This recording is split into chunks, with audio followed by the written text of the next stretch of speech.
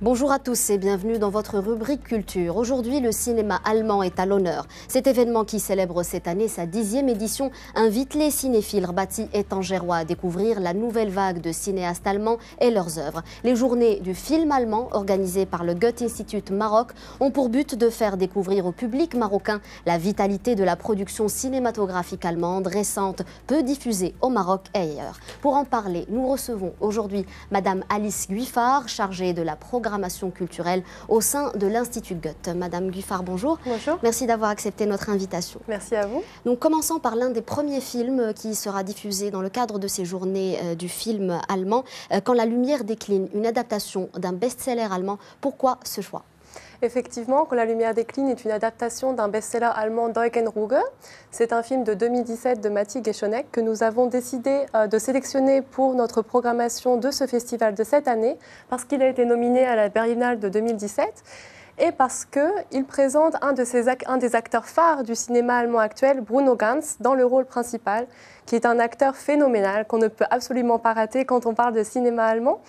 C'est un film qui parle de l'Allemagne de l'Est de 1989, donc dans sa dernière année, une Allemagne de l'Est agonisante, qui en fait est ici présentée par le biais d'une famille, donc d'une histoire familiale, qui également est en déclin. C'est le portrait en fait d'une famille en déclin dans une Allemagne de l'Est en déclin durant sa dernière année. Parlez-nous du reste des films sélectionnés.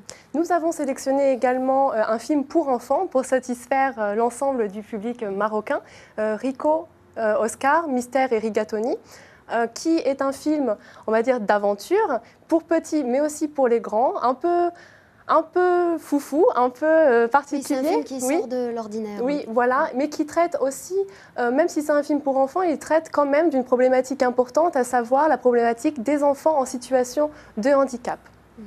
Donc, après une dizaine d'années d'existence, peut-on dire que le cinéma allemand a un public au Maroc ? Oui, il a un grand public au Maroc, surtout à Rabat. Il faut savoir que notre première représentation aujourd'hui, notre première projection a fait salle comble au Renaissance à Rabat cet après-midi, donc la projection de Rico dont vous parliez tout de suite. Et nous faisons également salle comble tous les mercredis lors de nos séances au sein de nos instituts. Donc nous pouvons vraiment dire effectivement que le cinéma allemand s'est bien installé au Maroc. Le festival aura lieu donc à Rabat et à Tanger, oui. Mais d'autres projections sont organisées à Casablanca et dans d'autres villes dans le cadre du programme Ciné Kino. Parlez-nous de ce programme. Voilà, donc nous organisons le festival du film allemand donc du 7 au 10 mars à Rabat, à la Renaissance de Rabat, et du 11 au 14 mars à la Cinémathèque de Tanger, qui sont nos partenaires. Et nous organisons chaque semaine jusqu'à début mai une programmation ciné-kino, donc une programmation hebdomadaire de cinéma allemand au sein de nos instituts. Qui propose donc des films récents pour cette saison, des films de l'année dernière, ça remonte jusqu'à 2015, mais ce sont des films récents qui sont montrés avec entrée libre au sein de nos instituts tous les mercredis et les jeudis. Donc le mercredi à Rabat et le jeudi à Casablanca à 18h30, et vous êtes bien sûr les bienvenus, l'entrée est libre. Comme vous le disiez tout à l'heure, le film avec lequel vous ouvrez ce festival a été nominé à la Berlinale. Beaucoup d'activités du Goethe-Institut sont tournées vers le cinéma. Comment est-ce que vous avez suivi ce festival international qui célèbre le 7e art et comment vous essayez de partager ça justement avec le public marocain? En tant qu'Institut Goethe, que Goethe-Institut, donc notre appellation officielle est le Goethe-Institut Marocco, nous sommes partenaires, en fait nous faisons partie d'un réseau international d'Instituts Goethe.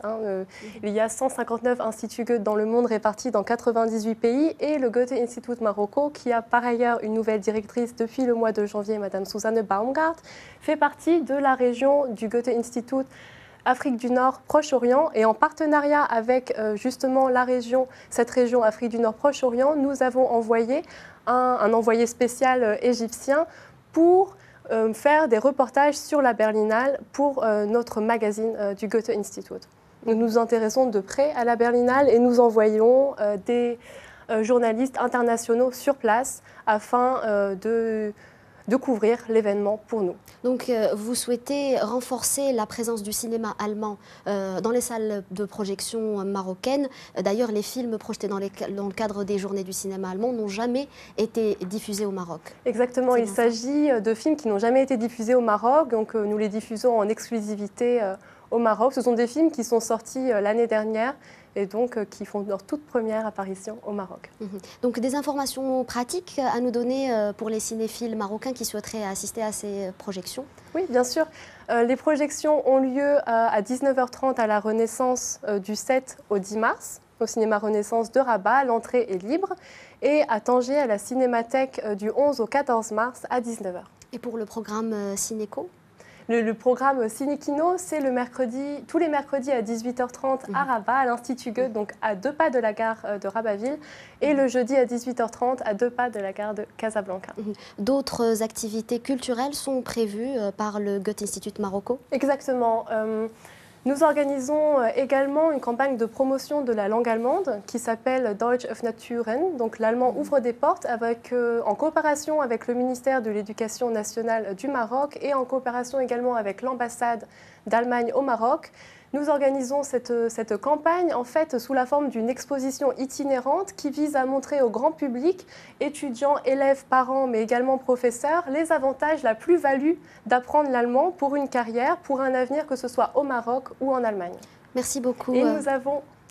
Bon, allez-y, continuez. Merci beaucoup. Nous avons également, à partir du 23 mars 2018, le lancement d'une exposition internationale organisée par l'Institut Goethe, qui s'appelle Bauhaus Imaginista, pour les 100 ans du mouvement Bauhaus.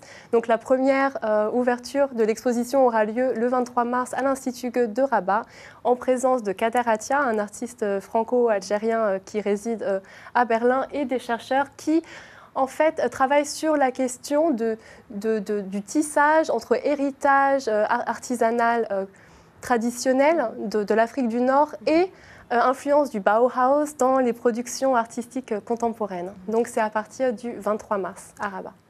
Parfait, merci beaucoup Madame Guiffard d'avoir accepté notre invitation. Merci à vous aussi d'avoir suivi notre entretien culture. Je vous souhaite une excellente suite des programmes sur Médien TV.